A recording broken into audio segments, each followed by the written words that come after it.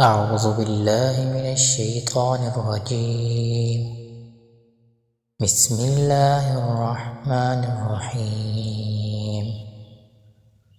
القارعة. ما القارعة؟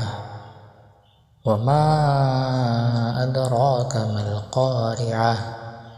يوم يكون الناس كالفراش المبثوث وتكون الجبال كالعهن المنفوش فأما من ثقلت موازينه فهو في عيشة راضية وأما من خفت موازينه فأمه هاوية وما أدراك ما هي نار حامية.